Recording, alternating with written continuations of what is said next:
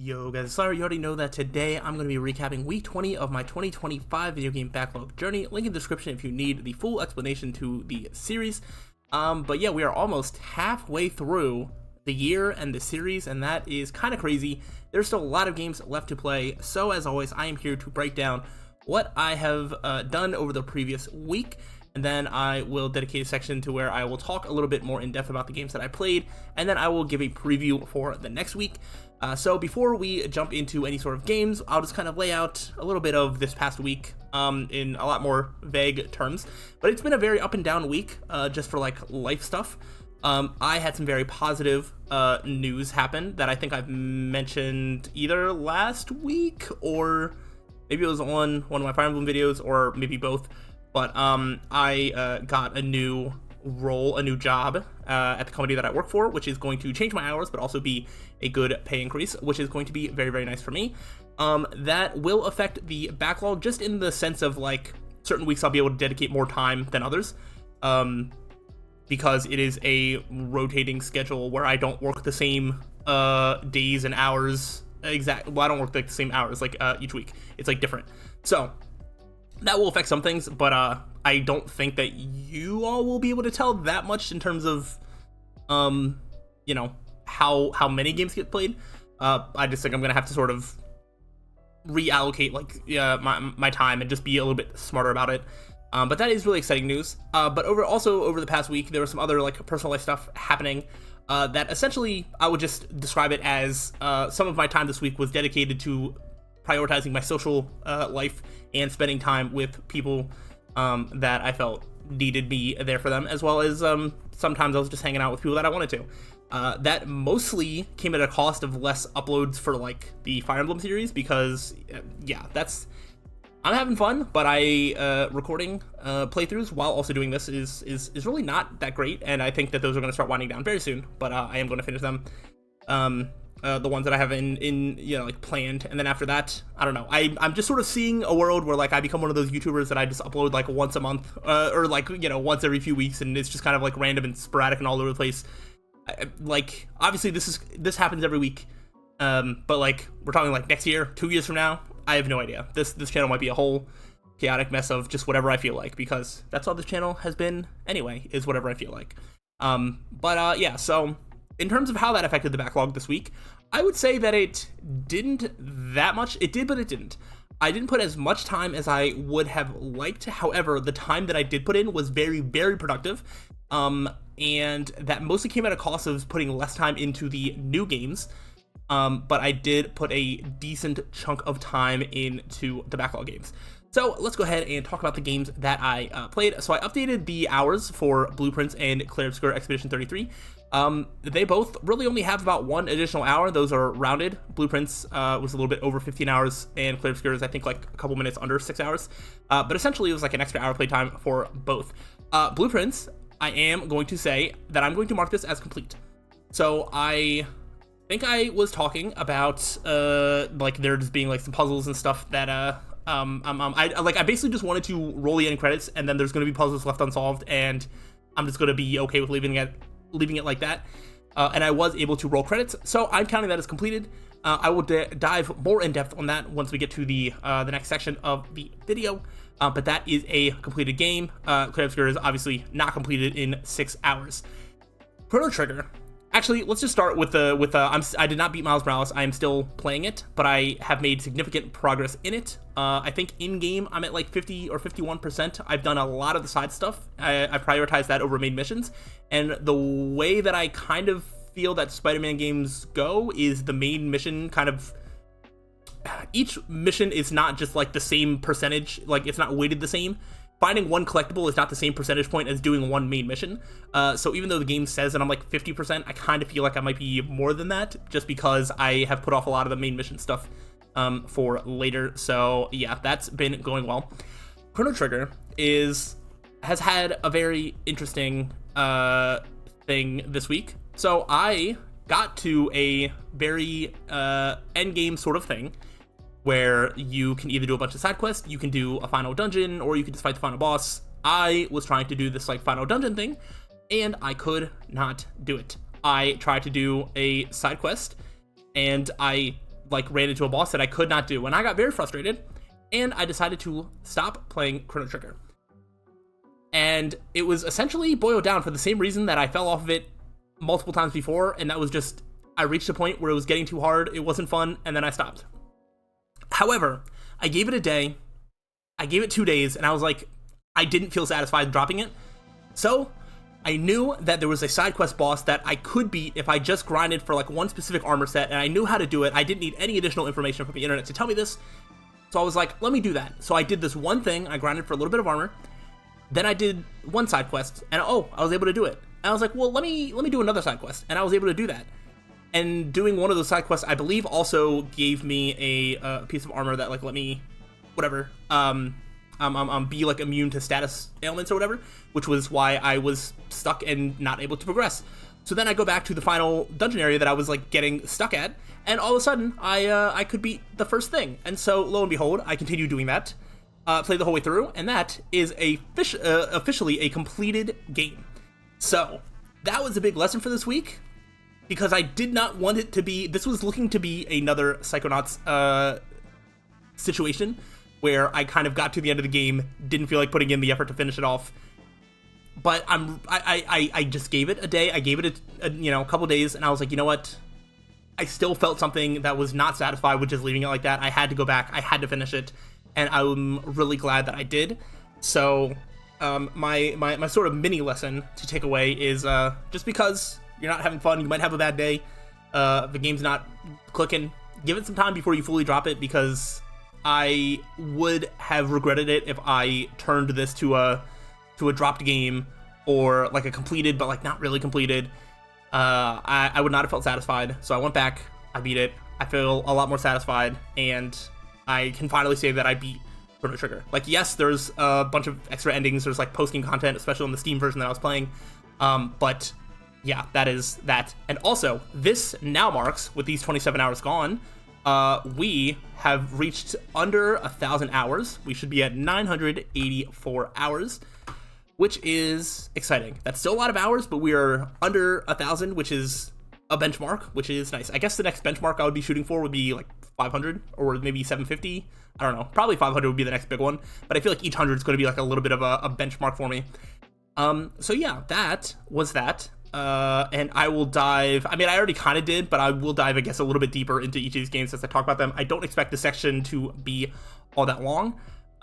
So yeah, that was a pretty lengthy first section. So yeah, I'm just going to go ahead and talk game by game about my experiences this week, and then we will preview the next week. So let's go ahead and start this off. I'm going to start with Clair Obscur Expedition 33. This is mostly because I don't have much more to say, because I only really put about 1 hour, maybe an hour and a half. I think that was across one session, maybe 2 sessions, where I think one was just beating a boss, and then one was like exploring a new area. And I'm still enjoying it. The thing that Clair Obscur does have going for it is this for the second time in the game overall, I reached a boss.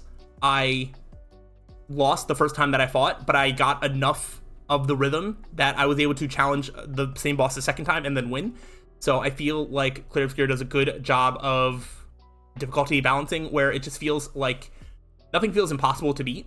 There was, I don't even remember like the specific boss, but it killed me, but I didn't really feel frustrated. I was like, okay, I felt motivated. Like I got the boss like half health. I was like struggling a little bit, but I was starting to get the timing.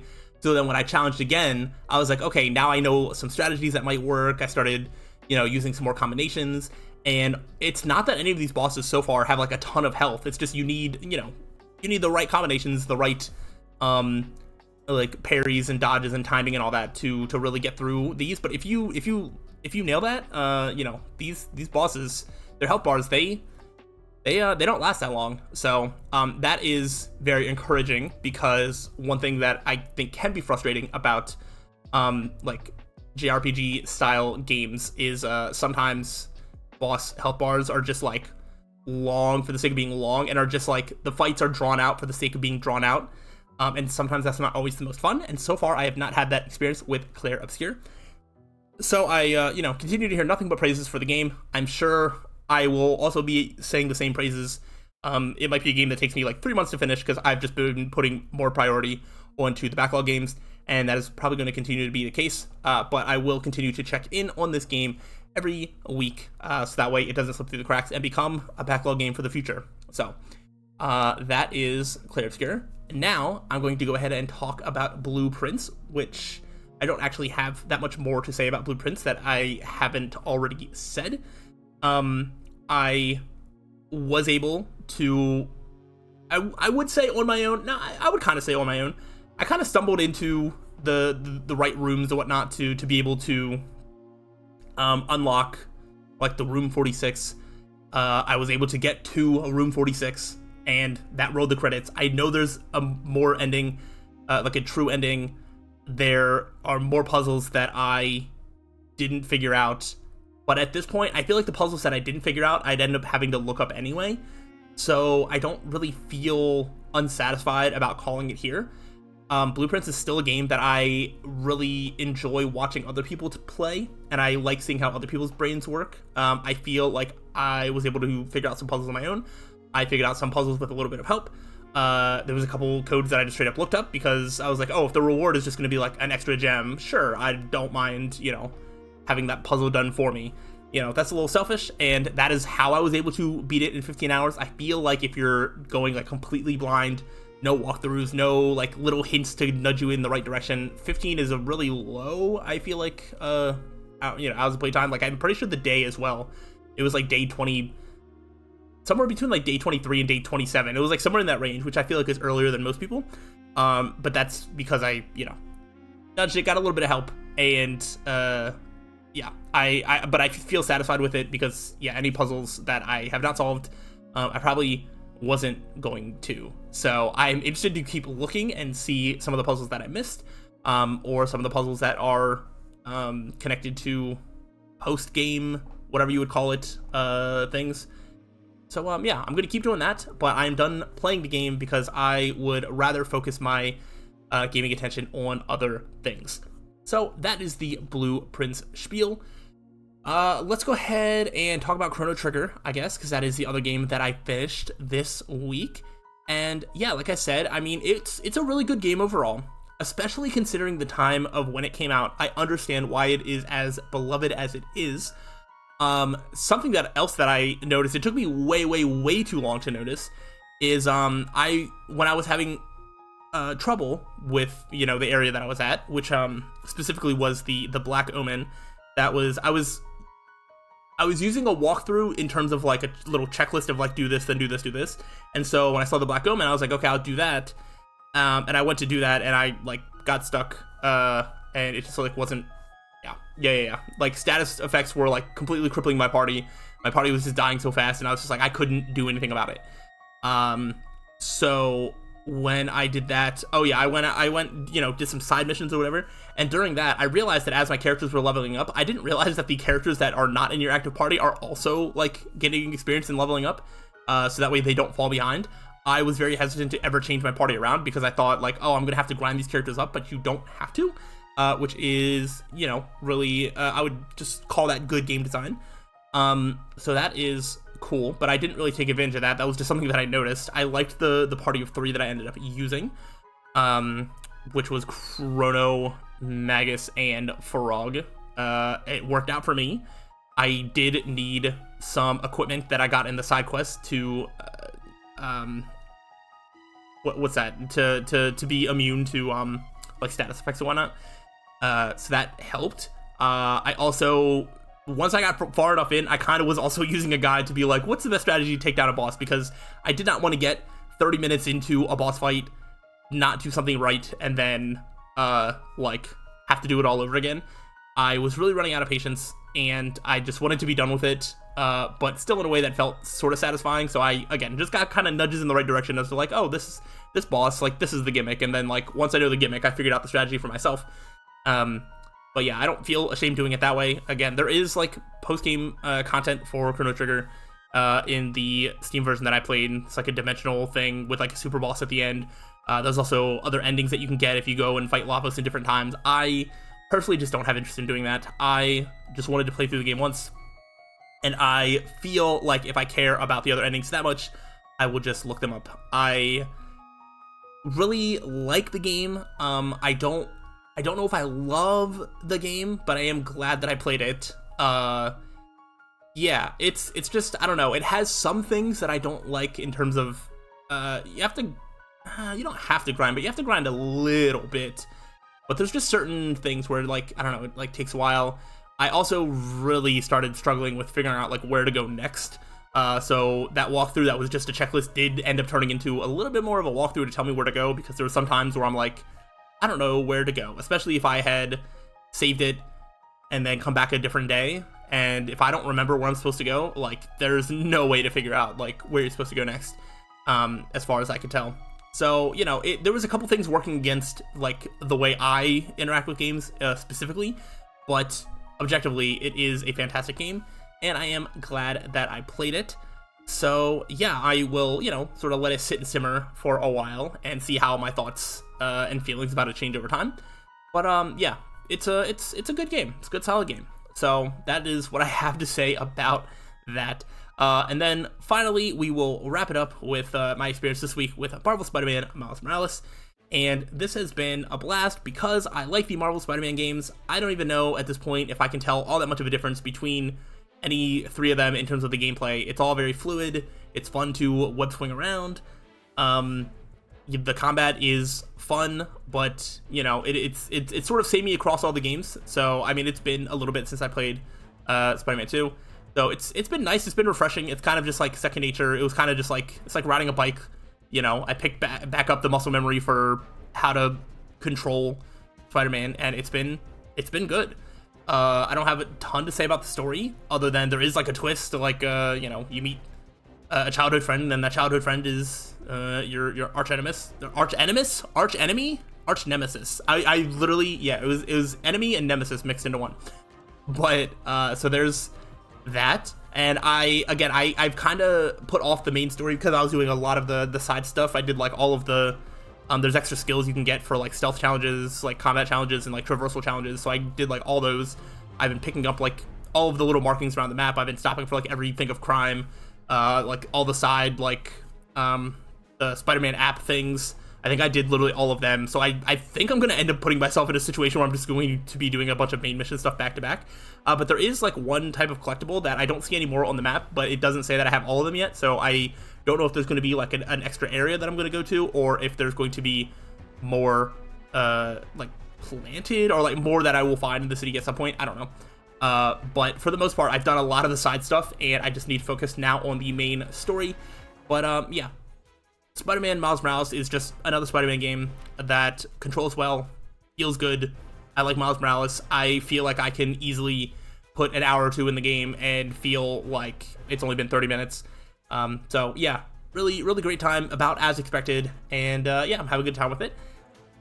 And that is really all I have to say about that. So we have reached the end part of this video before 20 minutes hit, so go me, I'm getting somewhere. I'm going to go ahead and preview the week ahead. And the week ahead, I don't really have any special things happening. I am going to be continuing with my normal work schedule for one more week. I don't transition to my new role until after next weekend. So my next week is going to be the same things that it has been.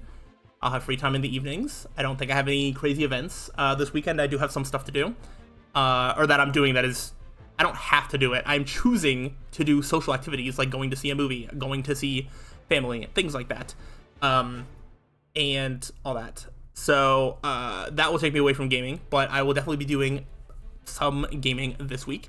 And I feel like I've been good with focusing on just a couple games at a time now. So I, of course, will be putting some more time into Clear Obscure Expedition 33.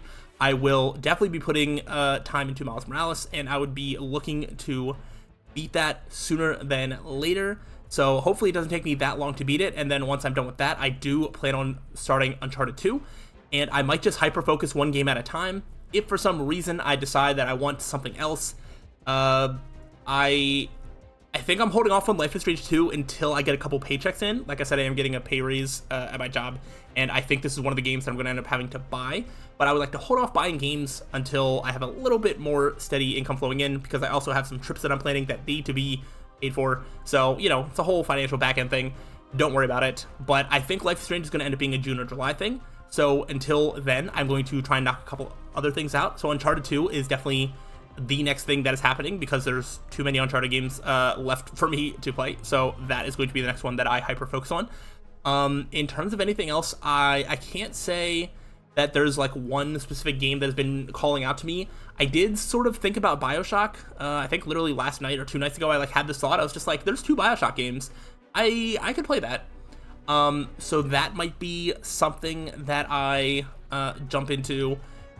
But I don't really know about anything else. We'll see if there's anything else that specifically calls out to me.